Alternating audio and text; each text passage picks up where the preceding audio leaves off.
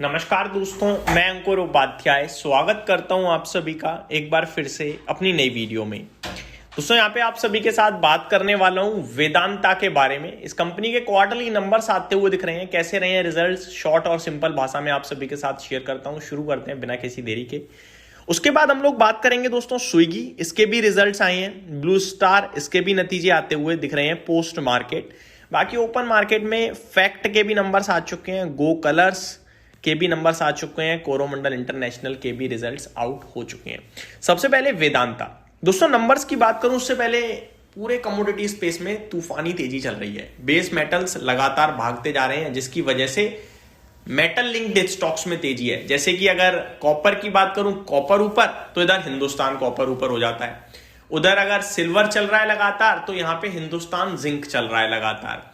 अगर एल्यूमिनियम चलता है तो नेशनल एल्यूमिनियम और हिंडाल्को चलने लगते हैं। अगर स्टील चलता है तो टाटा स्टील, जेएसडब्ल्यू स्टील और सेल चलने लगता है। इसी प्रकार से वेदांता हर क्षेत्र में काम कर रहा है। वो जिंक का प्रोडक्शन भी कर रहा है, वो सिल्वर का भी कर रहा है, वो मतलब आप ये मान लीजिए कि वेदांता एक मल्टी कमोडिटी स्टॉक है। वेदांता को आप पर्टिकुलरली किसी से ज्वाइन नहीं कर सकते, आप इसे मल्टी कमोडिटी मानिए।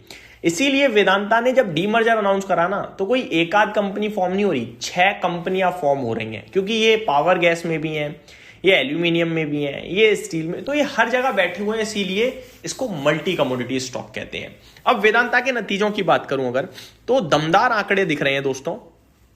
3550 करोड़ से मुनाफा बढ़कर 5700 करोड़ पे आता हुआ दिखा है। बहुत ही कमाल के आंकड़े दिख रहे हैं। यहाँ पे मुनाफे में काफी बड़ी जंप है।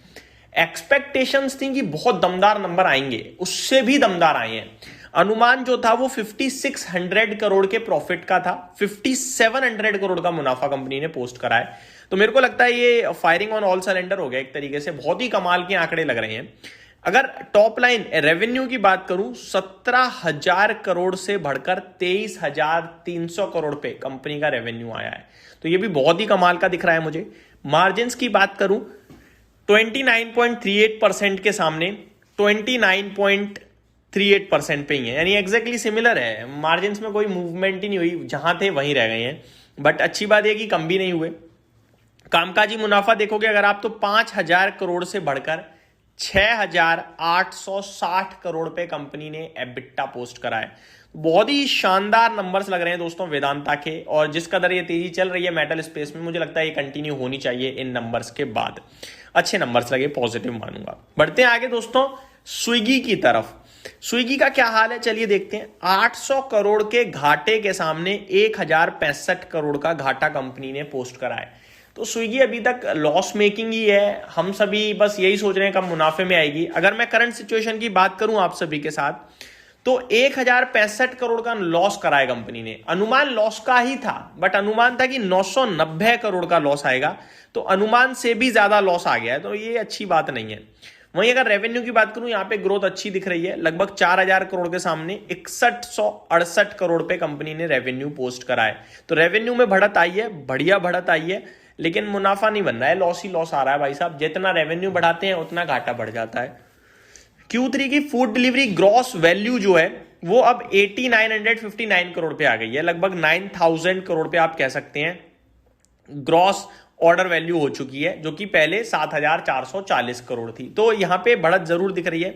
अब देखो ऐसी कंपनियों को ना आप मुनाफे से नहीं तोल सकते। यहाँ पे आपको बहुत कुछ देखना पड़ता है, ऑर्डर वैल्यू देखना पड़ता है, कितने बड़े ऑर्डर आ रहे हैं, आगे को लेकर क्या। तो नंबर एक्चुअली में मैं अगर मुनाफे की बात करूं तो बेकार है ही नहीं, मुनाफा तो लॉस मेकिंग में है।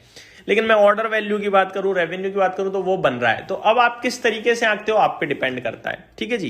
क्योंकि इस कंपनीज को ज्यादातर रेवेन्यू के ये सोचते हैं कि रेवेन्यू बन जाए, मुनाफा तो आगे चलकर कंपनी कभी भी बना ही लेगी। बट ऐसा होता नहीं है एक्चुअली में। कौन है जैसा जो मुनाफा नहीं बनाना चाहता? देखा जाए तो कंपनी के जो फाउंडर्स हैं वो फंड रेस कर लेते हैं, मुनाफा हो ना हो, उनको तो सैलरी भी आ ही रही है, तो वो सारी चीजें अलग बैठ जाती हैं। बट ओवरऑल जब इन्वेस्टर का पैसा बनता है तो तभी बनता है जब मुनाफा होता है कंपनी में। अभी मुनाफा मुझे नहीं दिख रहा। अगला स्टॉक है ब्लू स्टार। नंबर्स की बात करें दोस्तों, सबसे पहले तो एक्सेप्शनल आइटम है 56 करोड़ का। अगर वो हटाओगे तो थोड़ा ज्यादा अच्छा समझ में आएगा।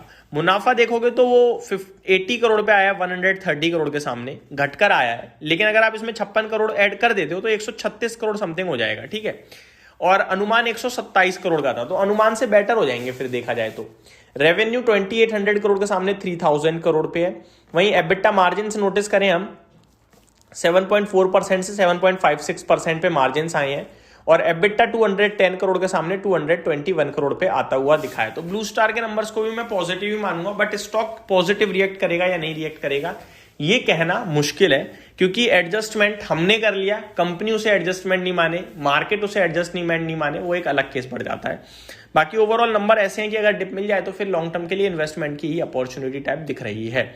तो ये मेरी तरफ से अपडेट थी, उम्मीद करता हूं डिटेल्स पसंद आई होंगी। तीनों स्टॉक्स के रिजल्ट्स मैंने डिस्कस करे। Thank you so much for watching this video. Have a great day guys.